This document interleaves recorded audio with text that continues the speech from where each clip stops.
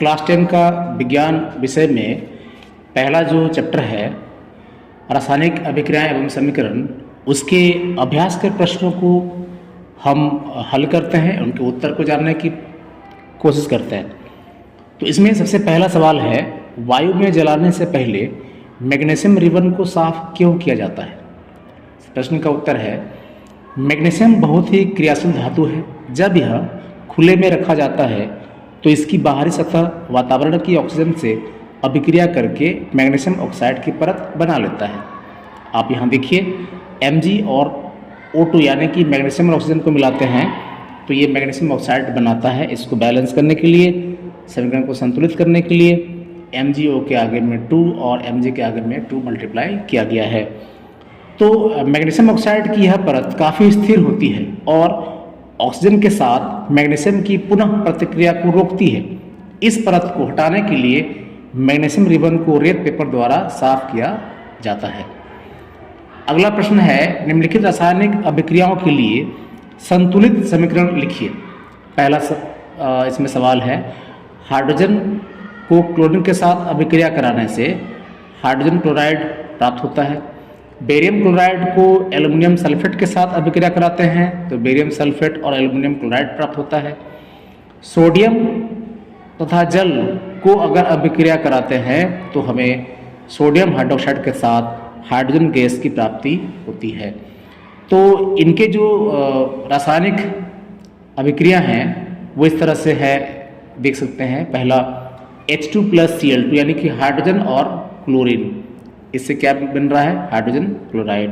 संतुलित करने के लिए हाइड्रोजन क्लोराइड में 2 से गुना किया गया है। अगला है barium chloride plus aluminium sulphate, और ये क्या बना रहा है, barium sulphate plus aluminium chloride. यहाँ भी समीकरण को संतुलित करने के लिए उत्पादकों और अभिकारकों के आगे में यथानुसार संख्याएं मल्टीप्लाई गुना किया गया है। और इसका अंतिम है उत्तर में सोडियम और जल को मिलाने से सोडियम हाइड्रोक्साइड और हाइड्रोजन की उत्पत्ति होती है। यहाँ भी समीकरण को संतुलित करने के लिए सोडियम में 2, जल में 2, सोडियम हाइड्रोक्साइड में 2 गुना किया गया है। अगला प्रश्न है, निम्नलिखित अभिक्रियाओं के लिए उनकी अवस्था के संकेतों के साथ संतुलित रासायनिक समीकरण लिखिए।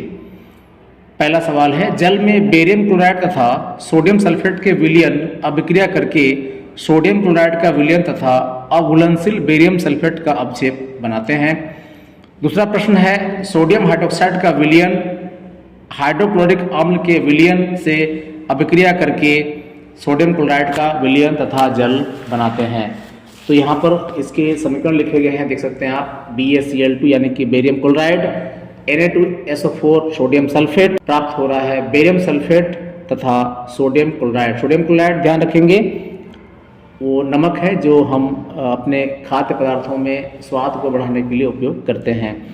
दूसरा उत्तर है, सोडियम हाइड्रोक्साइड को हाइड्रोजन क्लोराइड के साथ मिलाया जाता है तो सोडियम क्लोराइड और जल प्राप्त होता है। अगला सवाल है, किसी पदार्थ X के विलयन का उपयोग सफेदी करने के लिए होता है तो पदार्थ X का नाम तथा इसका सूत्र लिखिए। दूसरा प्रश्न है उसी में, ऊपर प्रश्न संख्या 1 में लिखे पदार्थ X की जल के साथ अभिक्रिया लिखिए। ये प्रश्न बोर्ड एग्जाम में यानी कि मैट्रिक की परीक्षा में भी कई बार पूछा गया है। तो इस प्रश्न का उत्तर है, पदार्थ X कैल्शियम ऑक्साइड है तथा इसका सूत्र है CaO। आप देख सकते हैं CaO, जो कि बिना बुझा हुआ चूना भी इसे कहा जाता है। दूसरा प्रश्न का उत्तर होगा, कैल्शियम ऑक्साइड यानी CaO जल के साथ तीव्रता से अभिक्रिया करके कैल्शियम हाइड्रोक्साइड बनाते हुए ऊष्मा उत्पन्न करता है। इसको हम इस तरह से समझ सकते हैं, घर में सफेदी करने के लिए कभी कभी हम लोग चूना लेके आते हैं, उसको पानी में डालते हैं तो देखते हैं कि जो बर्तन जहाँ पर हम लोग इसको मिलाए हैं पानी के साथ, तो वो बर्तन में गर्मी आती है, बर्तन गर्म हो जाता है। तो ये उदाहरण है ऊष्मा छेपी अभिक्रिया का, क्योंकि इसमें ऊष्मा जो है विमुक्त होता है। समीकरण है CaO + H2O, तो कैल्शियम हाइड्रोक्साइड के साथ साथ ऊष्मा प्राप्त होता है। यहाँ नोट में लिखा भी गया है कि CaO यानी कैल्शियम ऑक्साइड को बिना बुझा हुआ चूना भी कहते हैं, जबकि CaOH2 यानी कैल्शियम हाइड्रोक्साइड को बुझा हुआ चूना भी कहते हैं। अगला प्रश्न है, दिए गए प्रयोग के परख नली में एकत्रित गैस की मात्रा दूसरी से दुगुनी क्यों है, उस गैस का नाम बताएं। तो इस प्रश्न का उत्तर है, जल के विद्युत अपघटन के दौरान हाइड्रोजन और ऑक्सीजन अलग हो जाते हैं। जल में 2 भाग हाइड्रोजन और 1 भाग ऑक्सीजन होता है जो H2O है। चूंकि हाइड्रोजन एक परख नली में जाता है और ऑक्सीजन दूसरे में जाता है, इसलिए एक परख नली में एकत्र गैस हाइड्रोजन की मात्रा दूसरे में एकत्र गैस ऑक्सीजन की मात्रा का दुगुना होता है। यहाँ पर एक विद्युत अपघटन की अभिक्रिया आप देख सकते हैं। 2H2O का इलेक्ट्रोलाइसिस कराने पर, विद्युत अपघटन कराने पर प्राप्त होता है हाइड्रोजन और ऑक्सीजन। अगला सवाल है, जब लोहे की कील को कॉपर सल्फेट के विलयन में डुबोया जाता है तो विलयन का रंग क्यों बदल जाता है। इस प्रश्न का उत्तर है, जब कॉपर सल्फेट विलयन में लोहे की कील को डुबोया जाता है तो लोहा कॉपर सल्फेट विलयन से कॉपर का विस्थापन कर देता है और लोहे का सल्फेट बनाता है जो कि हरा रंग का होता है। इस प्रकार विलयन का रंग बदल जाता है। तो समीकरण इस प्रकार है, CuSO4 यानी कॉपर सल्फेट प्लस Fe यानी कि आयरन से हम देख सकते हैं कि आयरन क्या किया, कॉपर को हटा दिया सल्फेट से और खुद जुड़ गया है। तो यहाँ पर बन रहा है उत्पाद में FeSO4 प्लस Cu यानी कॉपर आपका अलग हो जा रहा है। हम पहले भी स्टूडेंट इस बात को डिस्कस किए हैं क्लास के दौरान, और हम जानते हैं कि समीकरण जो है विस्थापन हो सकता है, द्विविस्थापन हो सकता है, उष्मा शोषी, उष्मा छेपी, संयोजन अभिक्रिया हो सकता है, वियोजन अभिक्रिया हो सकता है। तो इस क्रम में आप देखेंगे कि आयरन जो है कॉपर को हटा रहा है, तो एक बार विस्थापन हो रहा है कॉपर के द्वारा, तो इसलिए इससे हम विस्थापन अभिक्रिया भी कहते हैं। हमें ध्यान देना है इस तरह का जो अभिक्रिया है जिसका हम वर्णन करें अभी थोड़ा देर पहले, जैसे कि संयोजन अभिक्रिया, वियोजन अभिक्रिया, विस्थापन अभिक्रिया, द्विविस्थापन अभिक्रिया, उष्मा शोषी अभिक्रिया, उष्मा छेपी अभिक्रिया, इन सभी को बहुत ध्यान से हमको सीख के रखना है आगे के एग्ज़ाम के लिए, बोर्ड के एग्ज़ाम के लिए। हमें ये निश्चित रूप से बहुत फ़ायदा पहुंचाता है। कभी कभी समीकरण किस प्रकार का अभिक्रिया को दिखाता है, इस पर भी क्वेश्चन आता है। तो आपको जो भी वर्णन किया गया, जो बताया गया, संयोजन अभिक्रिया, वियोजन अभिक्रिया, विस्थापन, द्विविस्थापन, उष्मा शोषी, उष्मा छेपी, इनके प्रकार को, ये क्या है, इनको जान कर रखना है, तभी हम सवालों का उत्तर आसानी से दे सकते हैं। अगला सवाल है, निम्न अभिक्रियाओं में उपचयित तथा अपचयित पदार्थों की पहचान कीजिए। पहला अभिक्रिया देखिए यहाँ पर लिखा हुआ है Na, ब्रैकेट में आप S देख रहे हैं, तो ये सोडियम जो है ना सॉलिड है, इसलिए S लिखा हुआ है। इसके बाद O2 है, तो O2 में G लगा हुआ, मतलब ये गैस रूप में है आपका ऑक्सीजन, और जो प्राप्त हो रहा है Na2O वो आपका सॉलिड अवस्था में है, यानी ठोस अवस्था में है। दूसरा प्रश्न है, CuO यानी copper oxide plus hydrogen, copper बनेगा और क्या बनेगा, जल बनेगा। यहाँ जल के बाद ब्रैकेट में L लगा हुआ है, मतलब ये लिक्विड यानी कि द्रव अवस्था में है। तो उत्तर देखिए यहाँ पर सोडियम में ऑक्सीजन नहीं था, लेकिन आपका देखिए Na2O जब बना तो वहाँ पर ऑक्सीजन जुड़ गया है, इसलिए ये सोडियम का यहाँ उपचयन हो रहा है। और यहाँ पर जो O2 है यहाँ पर ज़्यादा था, यहाँ पर O आपका सिंगल दिखा रहा है, तो ये आपका क्या हो गया, अपचयन हो गया। दूसरे सवाल में CuO में आपका O हट रहा है, Cu बन रहा है उत्पाद में, तो ये अपचयन हो गया। जबकि हाइड्रोजन में ऑक्सीजन नहीं था, बाकी आप देखेंगे यहाँ पर H2O बन रहा है, ऑक्सीजन यहाँ जुड़ रहा है, तो ये उपचयन हो जाएगा। अभ्यास के प्रश्नों में पहला प्रश्न है, नीचे दी गई अभिक्रिया के संबंध में कौन सा कथन सत्य है। PbO यानी लेड ऑक्साइड सॉलिड अवस्था में, कार्बन सॉलिड अवस्था में, ये मिलके बनते हैं लेड यानी कि सीसा और कार्बन डाइऑक्साइड। तो यहाँ पर देखना है कि ऑप्शन जो दिए गए हैं आपको बताना है सही ऑप्शन कौन सा है, कि सीसा अपचयित हो रहा है, कार्बन डाइऑक्साइड अपचयित हो रहा है, कार्बन उपचयित हो रहा है, लेड ऑक्साइड उपचयित हो रहा है। तो यहाँ पर उत्तर कौन कौन सही है, A और B, A और C, तीसरा नंबर पर A, B, C, या फिर इनमें से सभी। तो हम देखेंगे यहाँ पर सीसा का यहाँ पर अपचयन हो रहा है, क्योंकि PbO था, उसमें से अभी O हट के यहाँ पर उत्पाद में Pb बचा है, तो ये सीसा का अपचयन हो रहा है। तो पहला ऑप्शन ए भी सही है। कार्बन डाइऑक्साइड पहले सिंगल था यहाँ पर अभिकारक में, अभी यहाँ पर देखिए O2 जुड़ गया, साथ में CO2 बन गया है, तो यहाँ पर उपचयन हो रहा है। तो इस तरह से प्रश्न का उत्तर जो होगा पहला वाला ए एवं डी।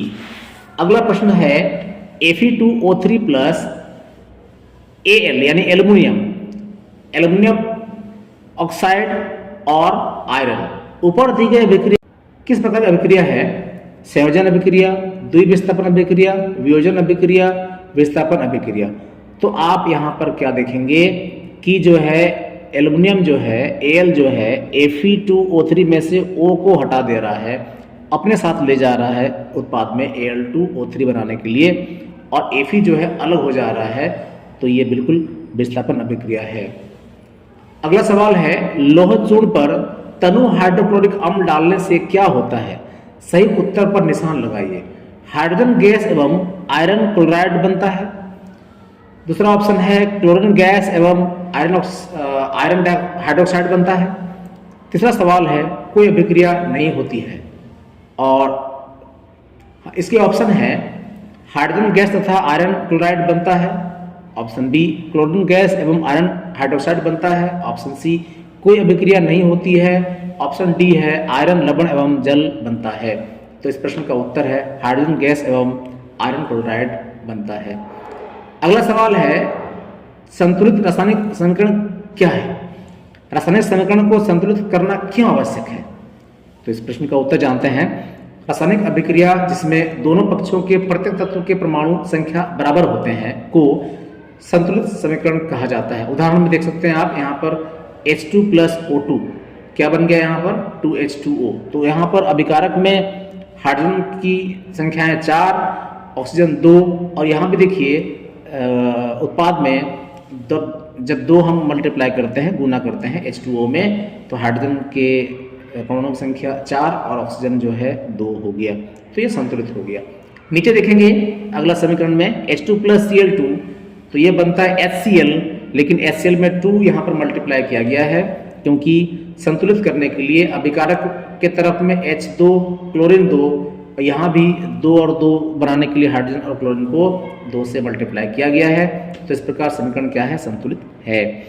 आगे जानते हैं द्रव्यमान संरक्षण नियम के अनुसार द्रव्यमान न तो बनाया जा सकता है और न ही नष्ट किया जा सकता है, इसलिए एक रासायनिक अभिक्रिया में अभिकारक का कुल द्रव्यमान उत्पाद के कुल द्रव्यमान के बराबर होना चाहिए, अतः रासायनिक समीकरण को संतुलित करना आवश्यक हो जाता है।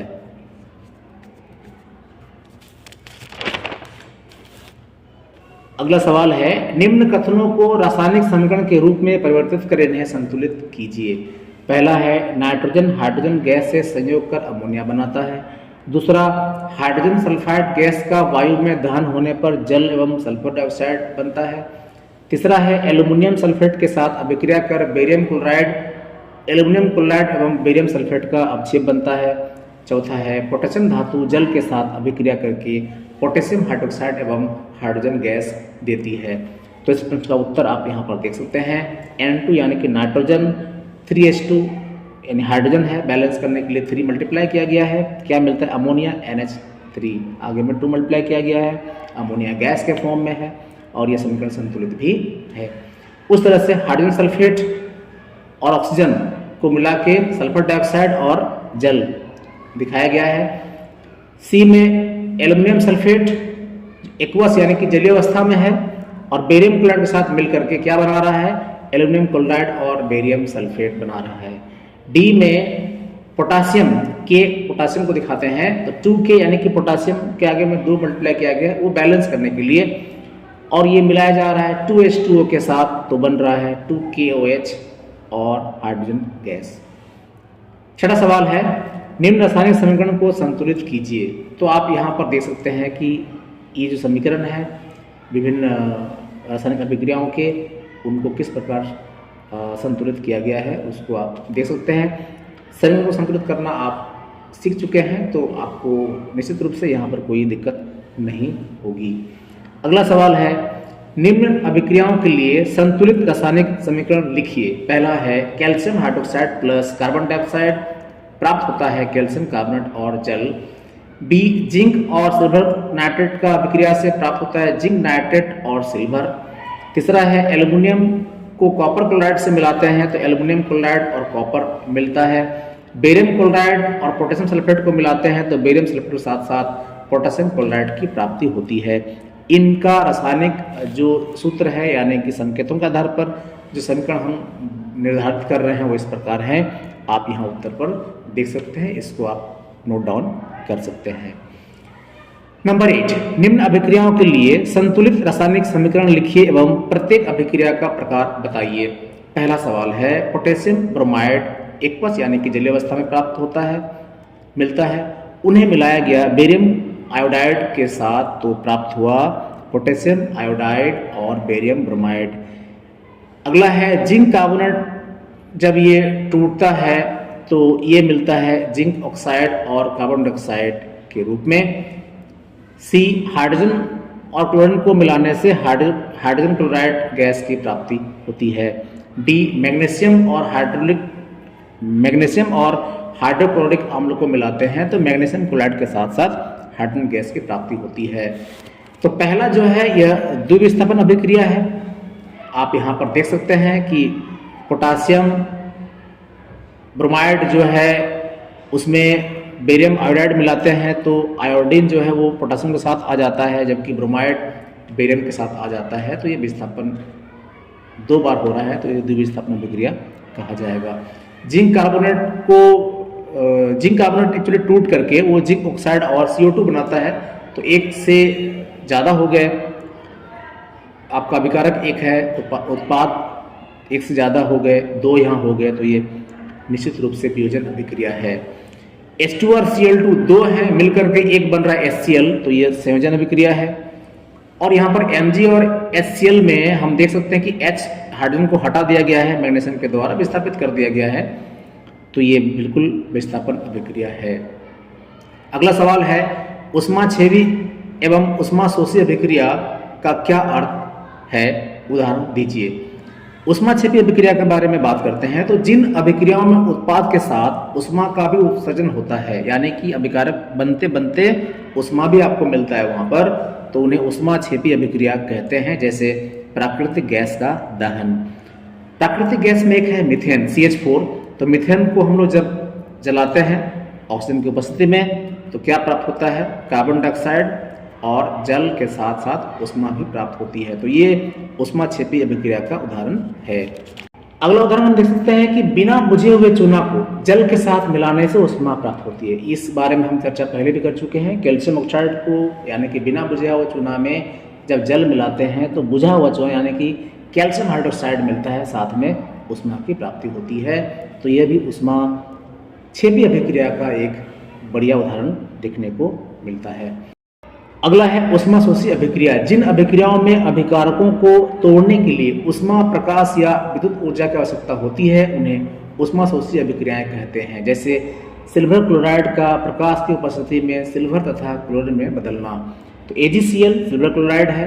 सूर्य का प्रकाश की उपस्थिति में क्या बन जा रहा है, ये Ag यानी सिल्वर, चांदी और क्लोरीन बन जाता है। तो ये ऊष्माशोषी अभिक्रिया का उदाहरण है, क्योंकि इसमें सूर्य का प्रकाश ऊष्मा के रूप में इन्वॉल्व होता है, आता है, जिसकी वजह से AgCl जो है वो टूटता है Ag और Cl2 में। अगला सवाल है श्वसन को ऊष्माक्षेपी अभिक्रिया क्यों कहते हैं, वर्णन करें।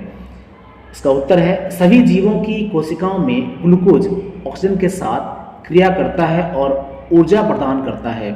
इस विशेष दहन अभिक्रिया का नाम श्वसन है, क्योंकि इस अभिक्रिया में ऊर्जा भी मुक्त होती है, इसलिए श्वसन को ऊष्माक्षेपी अभिक्रिया कहते हैं।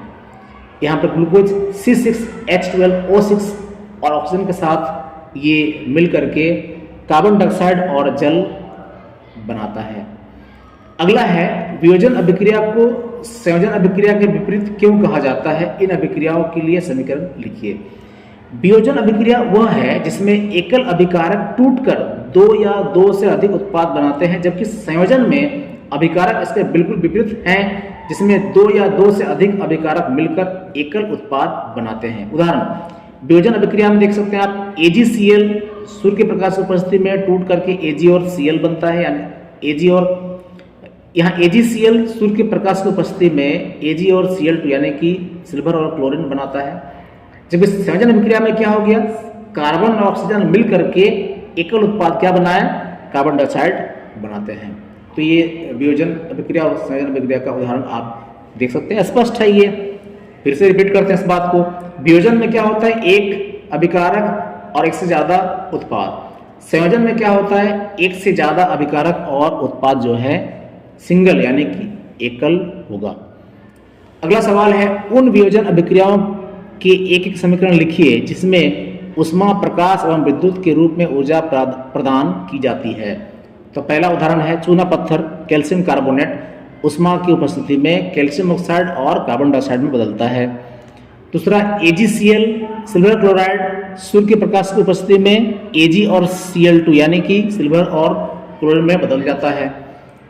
और आगे देखेंगे जल H2O, उसमें अगर हम लोग विद्युत धारा प्रभावित करते हैं तो वो हाइड्रोजन और ऑक्सीजन को अलग कर देता है, यानी हाइड्रोजन और ऑक्सीजन की प्राप्ति उसमें होती है।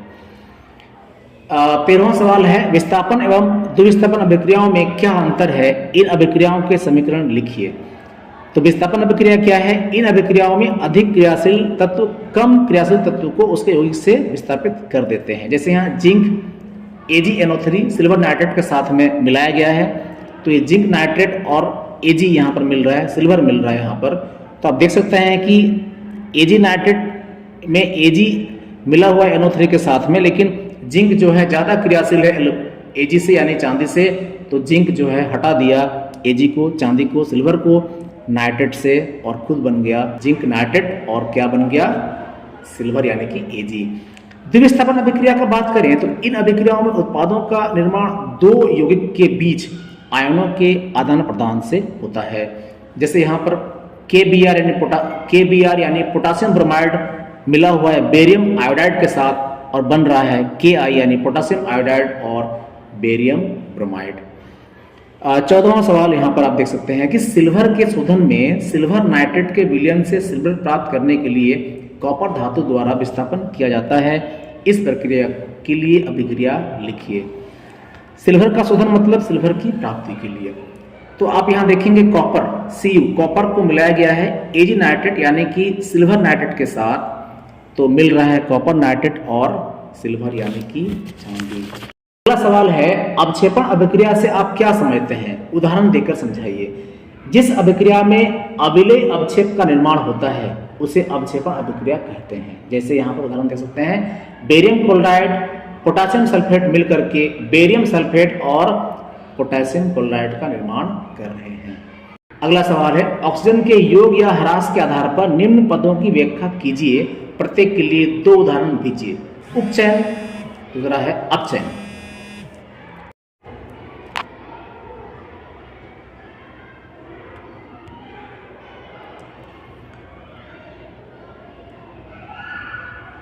ऑक्सीजन के योग या ह्रास के आधार पर निम्न पदों की व्याख्या कीजिए, प्रत्येक के लिए दो उदाहरण दीजिए। उपचयन, अपचयन। तो पहला उपचयन का बात करते हैं। इसमें ऑक्सीजन की वृद्धि होती है, कार्बन और ऑक्सीजन मिलकर के कार्बन डाइऑक्साइड बनाए तो कार्बन में ऑक्सीजन की वृद्धि हो गई उत्पाद में। जबकि यहाँ पर देखेंगे कॉपर के साथ ऑक्सीजन जब मिला रहे हैं तो कॉपर ऑक्साइड बन रहा है, तो यहाँ भी कॉपर में ऑक्सीजन की वृद्धि हुई है।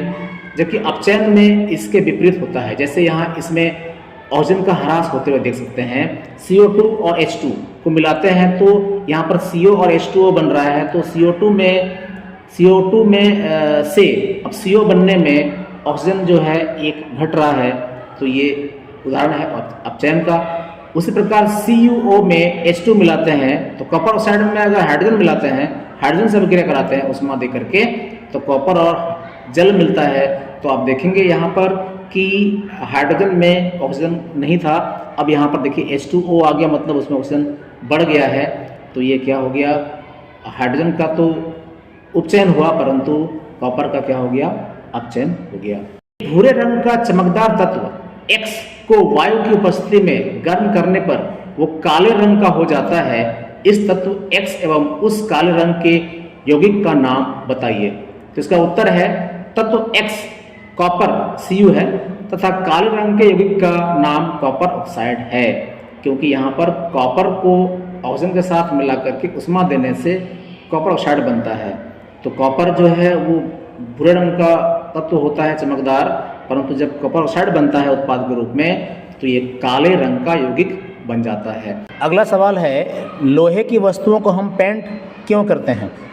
इस प्रश्न का उत्तर है, संक्षारण के कारण लोहे की बनी वस्तुओं का क्षय होता रहता है। इस क्षय से बचने के लिए उस पर पेंट किया जाता है। पेंट होने के कारण लोहे और वायु का संपर्क नहीं हो पाता है, जिसके फलस्वरूप लोहे की वस्तुएं अधिक समय तक सुरक्षित रहती हैं। अगला सवाल, तेल एवं वसा युक्त खाद्य पदार्थों को नाइट्रोजन से प्रभावित क्यों किया जाता है? इस प्रश्न का उत्तर है, तेल एवं वसा युक्त खाद्य पदार्थ वायु से क्रिया करके विकृत गंधिता हो जाते हैं। नाइट्रोजन सामान्य ताप पर आसानी से अभिक्रिया नहीं करती है, इसलिए तेल तथा वसा युक्त खाद्य पदार्थों को नाइट्रोजन से प्रभावित किया जाता है। निम्न पदों का वर्णन कीजिए तथा प्रत्येक का एक एक उदाहरण दीजिए। ए संक्षारण, बी विकृत गंधिता। संक्षारण क्या है यहाँ देखते हैं। जब कोई धातु आर्द्रता, अम्ल आदि के संपर्क में आती है तो क्रिया करके धातु की ऊपरी परत कमजोर हो जाती है। इस प्रक्रिया को संक्षारण कहते हैं। जैसे लोहे का जंग लगना, चांदी के ऊपर काली परत आना, तांबे के ऊपर हरी परत चढ़ना। विकृत गंधिता, तेल तथा वसायुक्त खाद्य पदार्थ वायु से क्रिया करके विकृत गंधी हो जाते हैं। इस प्रक्रिया को विकृत गंधिता कहते हैं। जैसे चिप्स की थैली में से ऑक्सीजन हटाकर उसमें नाइट्रोजन जैसे कम सक्रिय गैस को भरकर विकृत गंधिता को रोका जाता है।